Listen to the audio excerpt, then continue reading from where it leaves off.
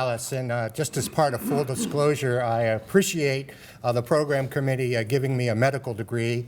However, I'm just a barefoot epidemiologist, and what I've done for the past 3 decades is track patterns and trends of substance abuse in Southeast Florida and relate that to what's happening across the nation and literally around the world. So my assignment this morning is to begin with an overview of the problem, of the nature and extent of substance abuse. And this is very timely because just 2 days ago we released our annual report on drug abuse trends in Broward County as well as across the state of Florida.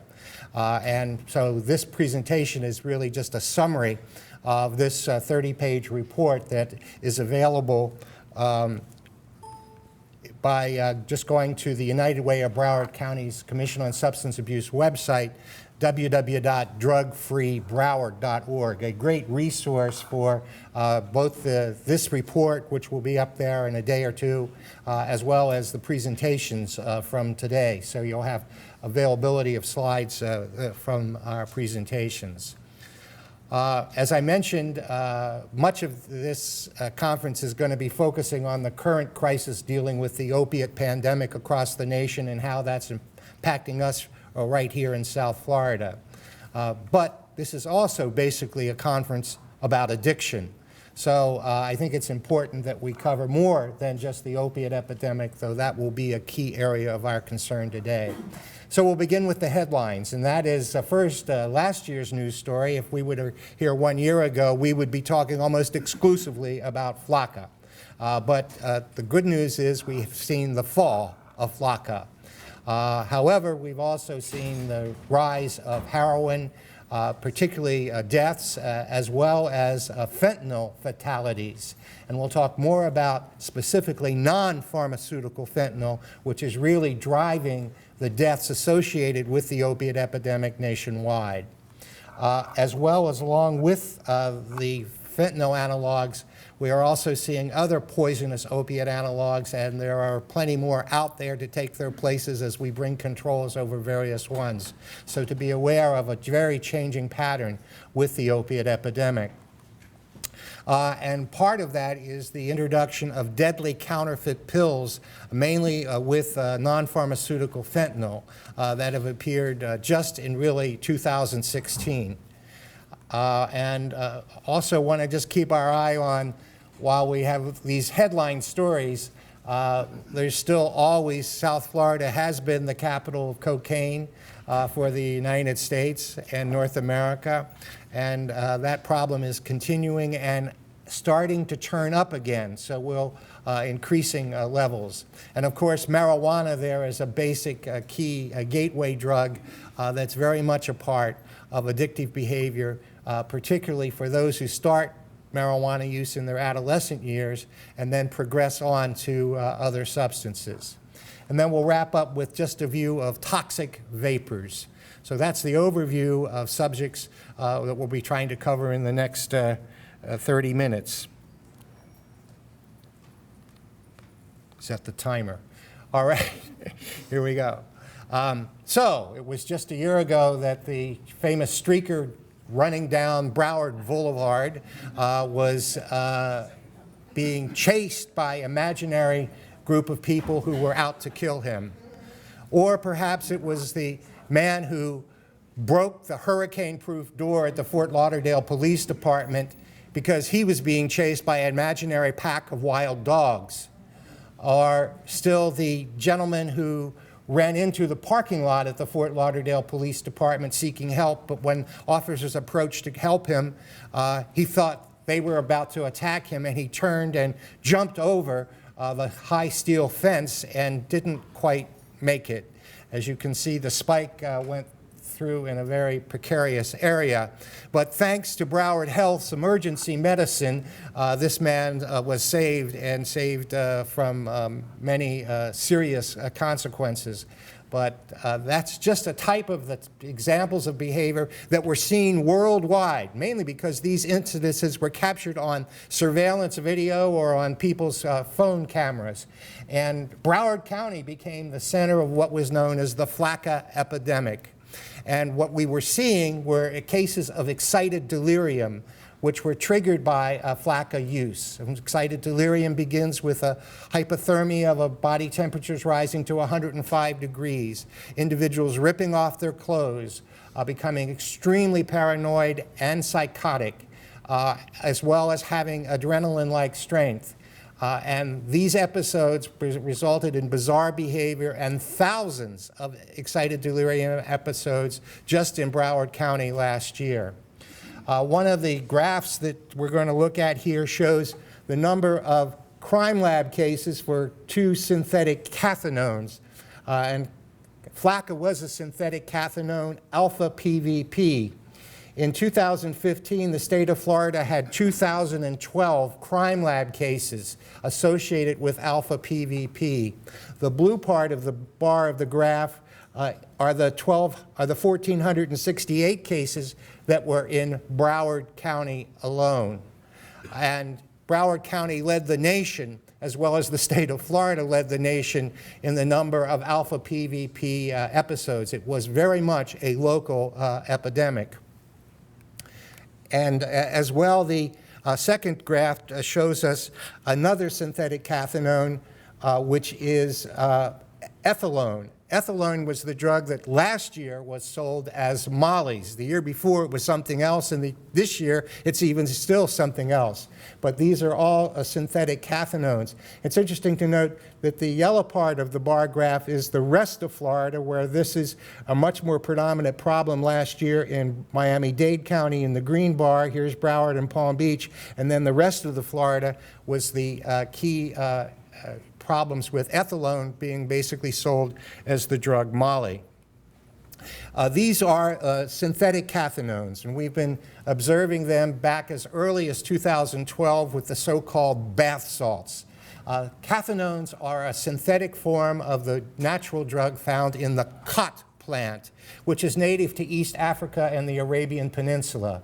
And it's been used there for centuries as a stimulant, not unlike the use of coca leaf chewing in the Andes. It's a different drug, but both has a mild stimulant effect that generally gave farm workers a full day of energy to kind of stay on the routine jobs that they were involved with.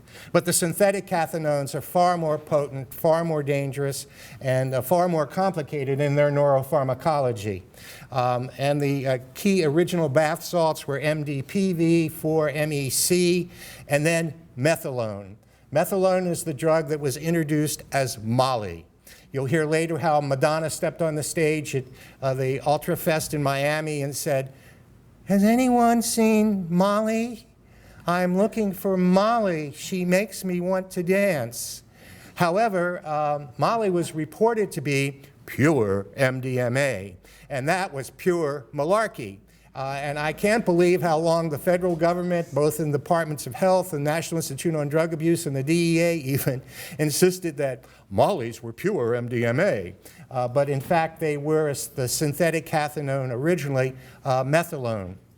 Methylone was produced in labs like these other cathinones in China, sold online over the internet or the dark web, and delivered by worldwide delivery services to individual dealers.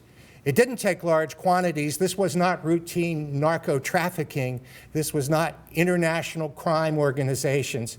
It was an individual dealer in Pompano Beach placing an order online, getting a kilogram up to maybe 5 kilograms of the substance, and in a kitchen table, cracking that up and putting it into capsules to be sold as the drug Molly. Then alpha PVP came from the same sources, but it was a far more intense stimulant that had cognitive impairment as a part of its key functions, as well as the psychosis that we saw and the excited delirium. Methylone was actually banned by China in 2014 and was replaced by ethylone. And that became the drug sold as Molly's last year until it was banned by China on October 1st of 2015 and has now been replaced by dibutylone. There are other synthetic cathinones, but these are the key ones that we have seen. We are hearing that Flakka is back on the street, but most of those cases have turned out to actually be dibutylone, the most recent synthetic cathinone. This is just a graph that shows the changing faces of what ecstasy and related drugs, Molly, and the blue part of the graph shows the number of crime lab cases in the state of Florida associated with 3,4-methylene dioxymethamphetamine, or MDMA, the drug that was known as ecstasy. And we went from, in 2010, over 1,071 cases of crime lab cases of MDMA, down to only 158 by 2015. So the availability of real MDMA has dramatically decreased. The red bar of the graph shows the so-called bath salts, which first appeared in 2011, really peaked in 2012. Then they were made illegal in Florida and across the nation, and still some exist. But the main ingredient was the arrival of alpha PVP, or Flakka, which took off in the summer and fall of 2014, and then exploded in 2015 with our local Flakka epidemic here, totaling to over 2,000 cases statewide, and 1,468 of those here in Broward County. The yellow bar shows the methadone that we saw at significantly high numbers in 2013, then banned in mid-year in 2014 and practically disappeared, but then replaced by ethylone, shown in the black bars, which was the new drug for mollies up until the end of last year, and now that once again has been replaced by dibutylone. In all, the Flakka epidemic in Broward County led to 63 related deaths between September 2014 and December of 2015. In 2015, in the first 11 months of the year, we had 17 Flakka-related deaths in neighboring Palm Beach County. So this was a devastating drug in terms of hospital emergency cases, but also in terms of fatalities and extremely bizarre behavior.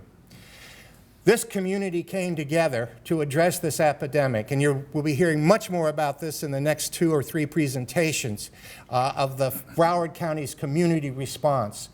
In March of 2015, we formed the Community Flakka Action Team. That developed a full community plan, which is also available at the same website I showed you before, www.drugfreebroward.org. Just click on Initiatives in Facing Flakka. We're going to be hearing about a similar community action plan being introduced today for the opiate epidemic. So what we learned of how we can control a new emerging local epidemic, we are now applying to the national pandemic of opiate abuse.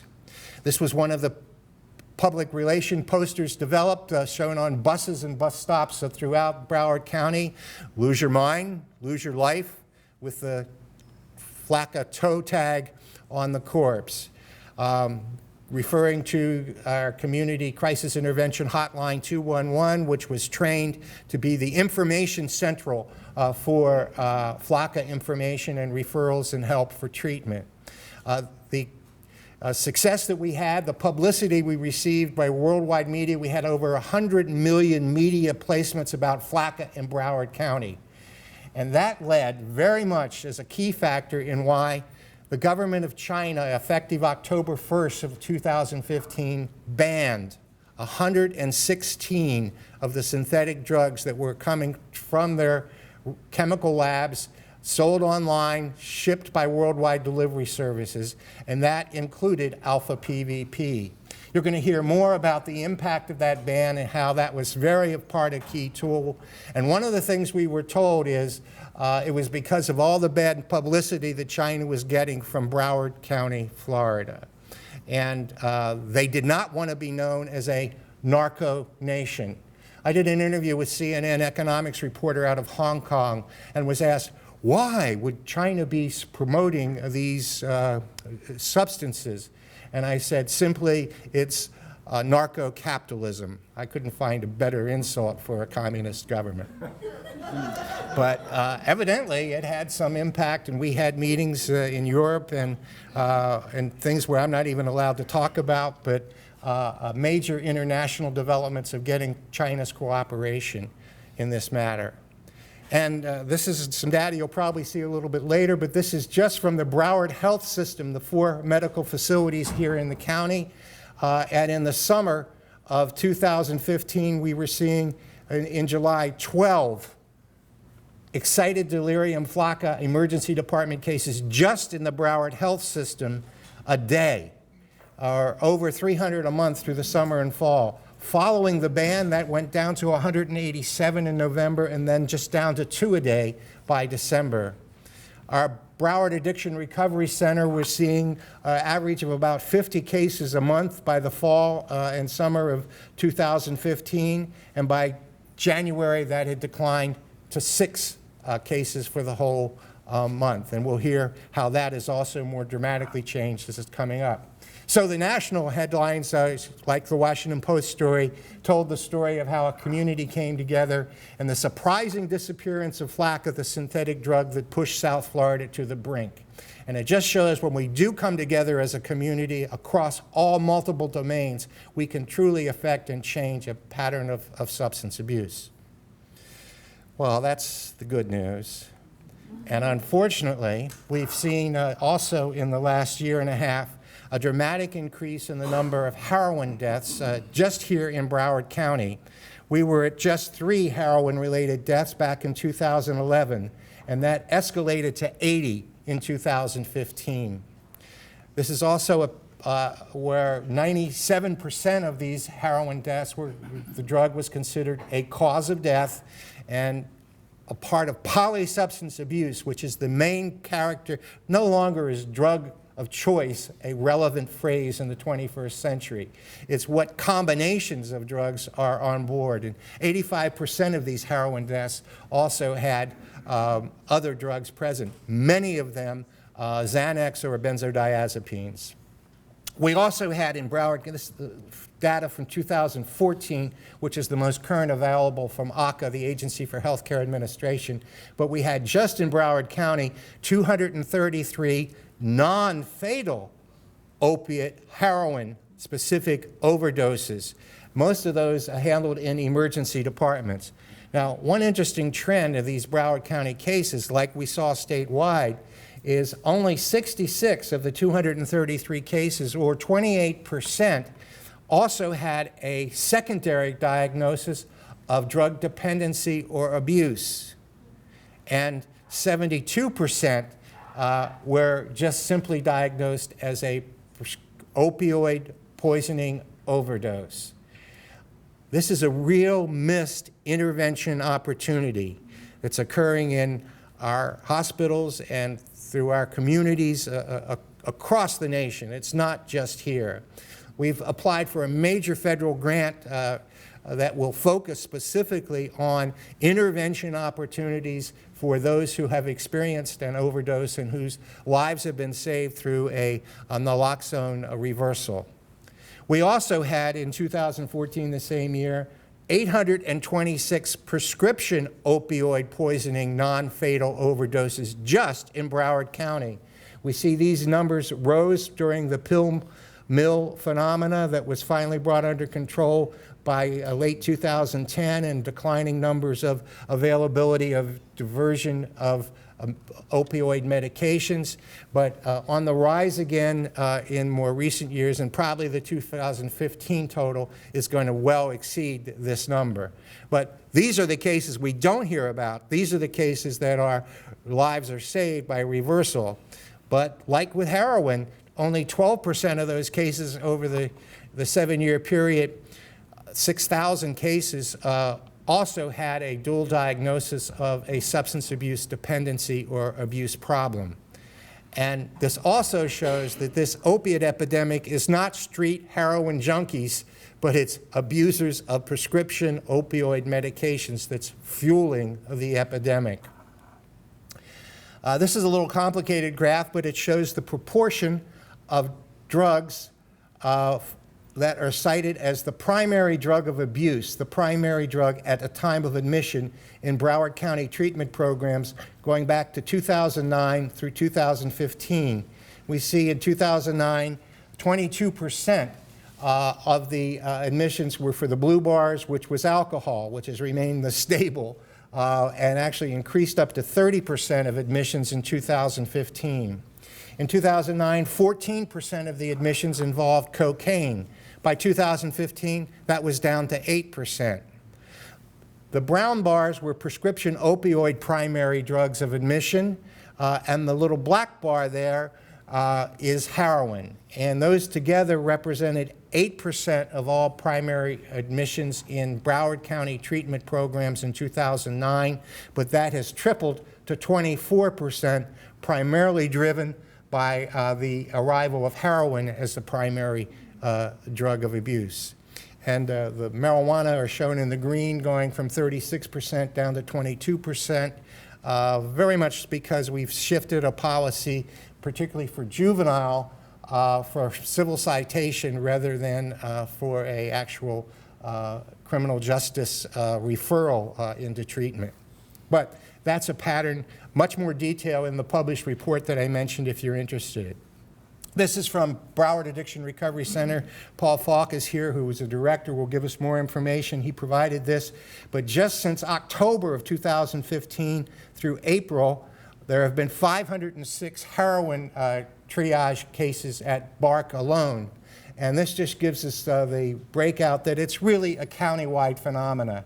Half of those cases in Fort Lauderdale, 21% in the Pompano Beach area, followed by Hollywood, Sunrise, Oakland Park, and Davie. But it's really across the county. It's not any really one significant area. And these are the clients served by BARC. The heroin epidemic has also been definitely seen statewide. And this green line tracks the number of heroin-related deaths going back to the year 2000. And we see in the first decade of this century, declining numbers of heroin-related cases. That's when the pill mill and prescription drug abuse was taking off and accelerating and replacing heroin as a more dependable opioid.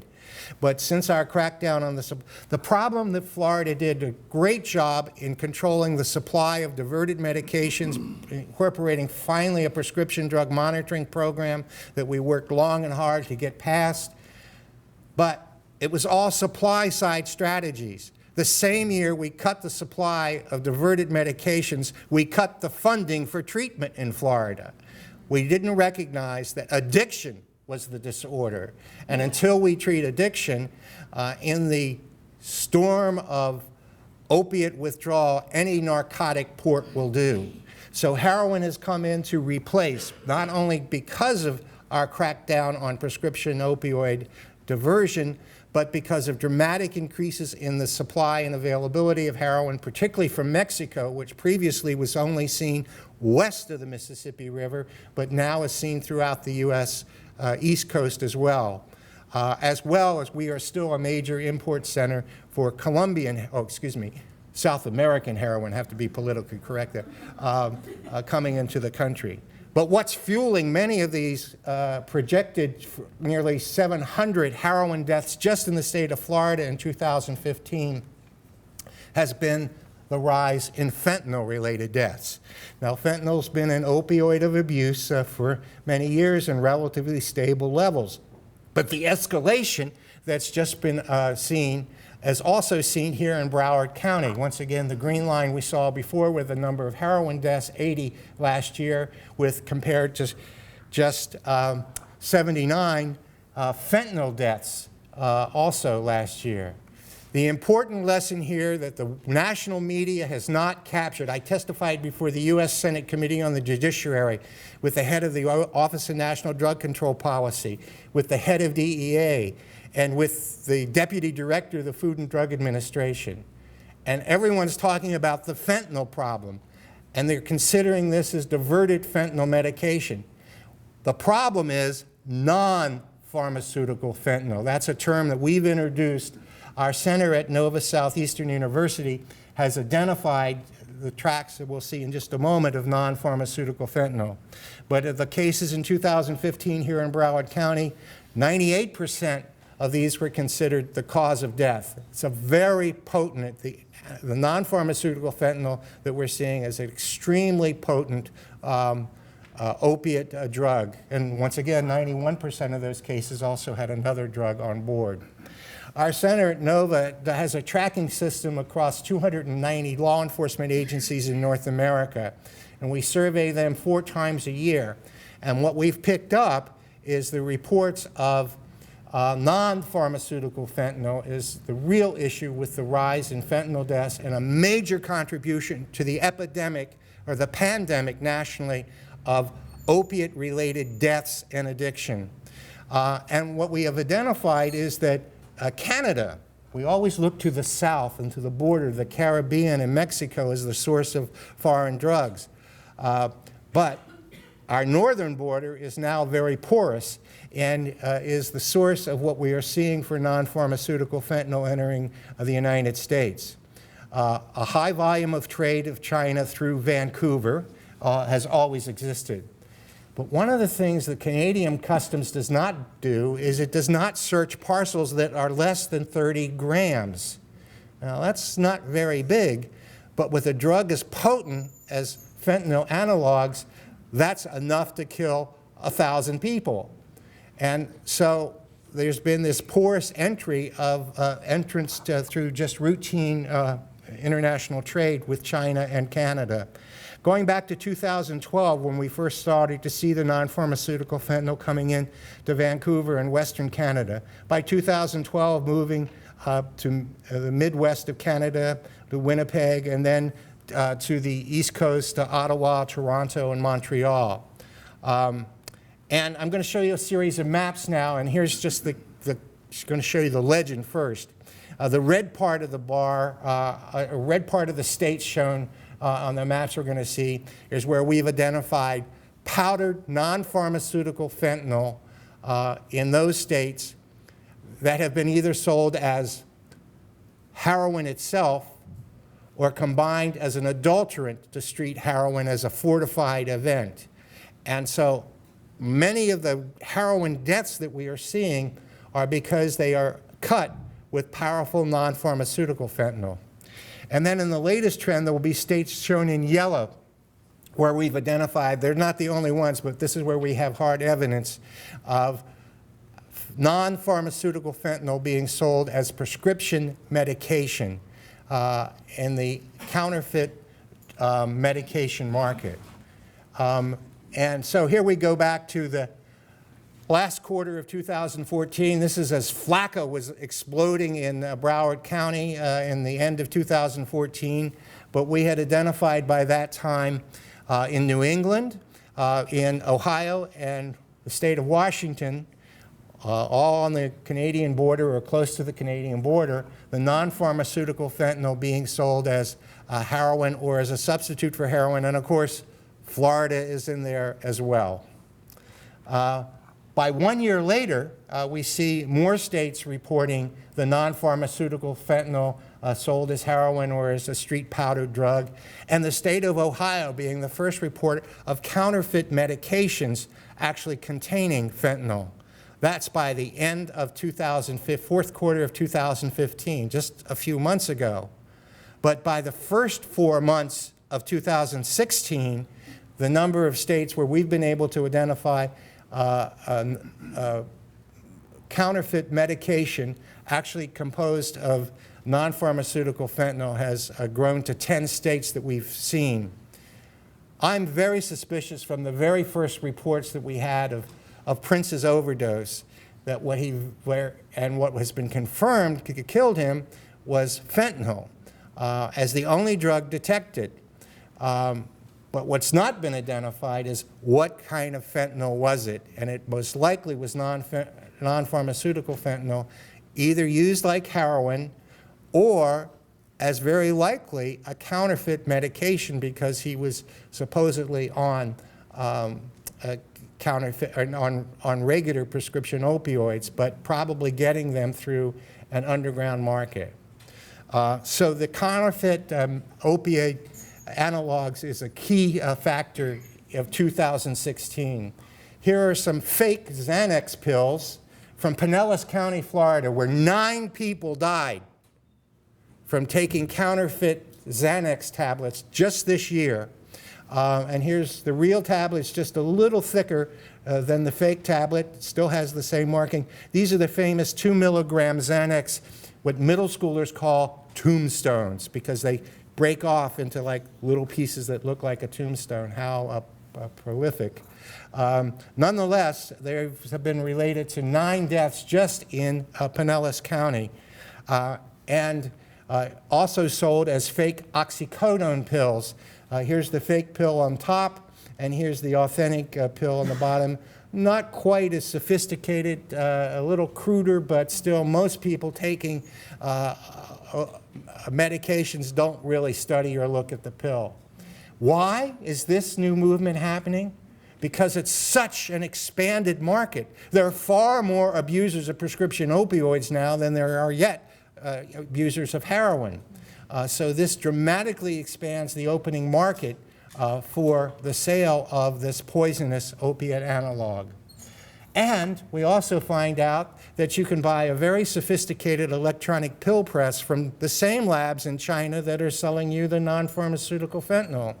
So for an investment of $100,000, you can turn a profit of $20 million in gross sales. So once again, narco-capitalism is having its day. And the issue is that much larger expanded market and a far more greater concern, because even people just taking a Xanax that didn't come from the pharmacy are at risk of death.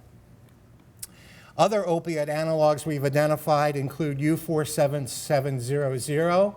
We've had seizures in Boston, in Erie County, New York, and New Jersey, in Dallas, where we had 2 deaths.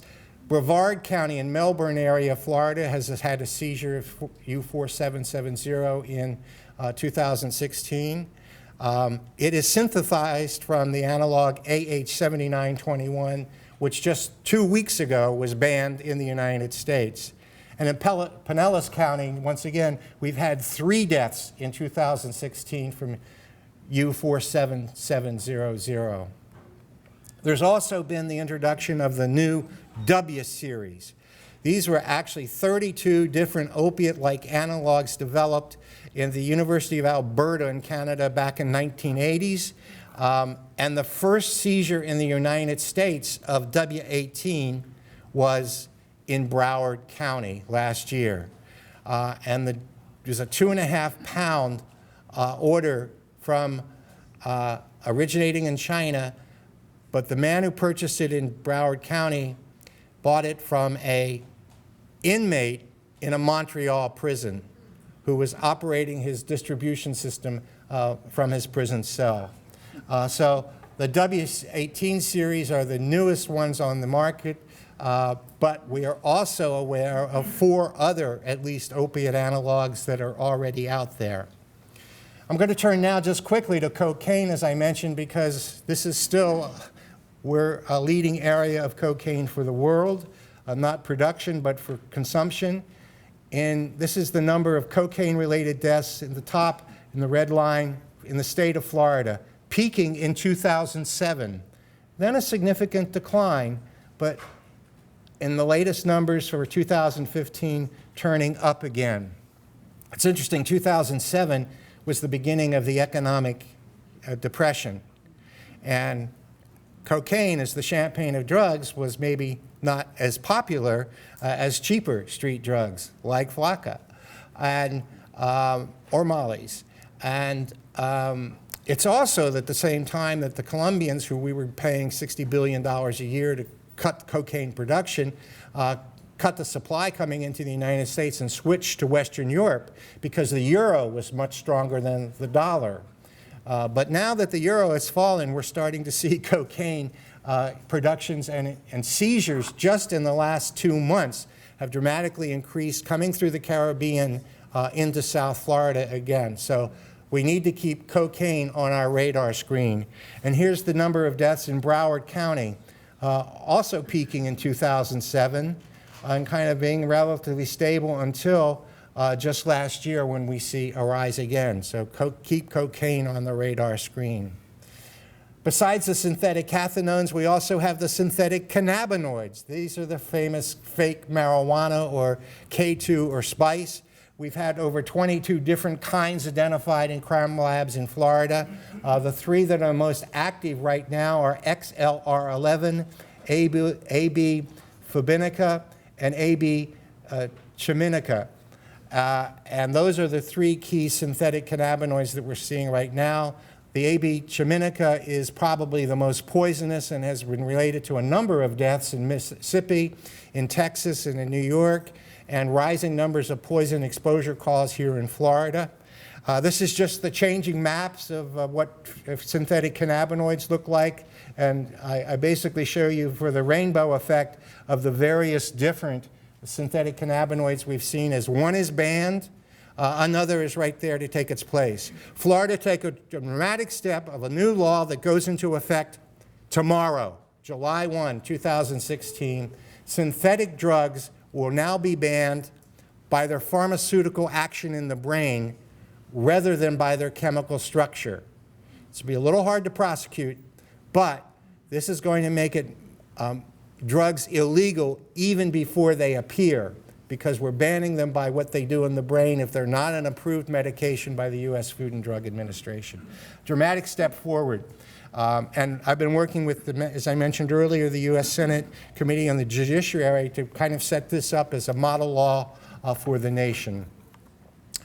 Another key issue emerging with either synthetic cannabinoids or real marijuana is butter. And you butter beware. The dangers of marijuana wax, which is sometimes called butane hash oil or earwax hash. How lovely.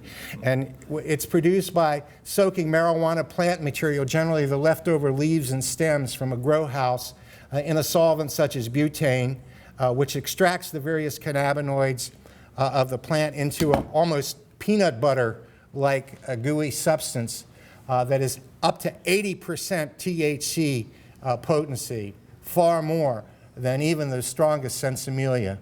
And it's used in a special bong referred to as dabbing. It has a titanium plate, so the butter is smeared on the titanium plate and then heated with a propane tank or flame. I tell parents, if you find a propane tank in Junior's room, he ain't making creme brulee. But it's referred to as dabbing. And as I say here, just a little dab will do you in.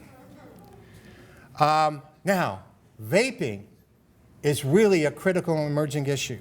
And here in our much more coverage in our report that I mentioned at the beginning is, while we've had very significant success in reducing overall cigarette use by 89% in the 21st century among students, middle school students in Florida, and 75% among high school students in Florida, we've had the greatest prevention successes with cigarette smoking.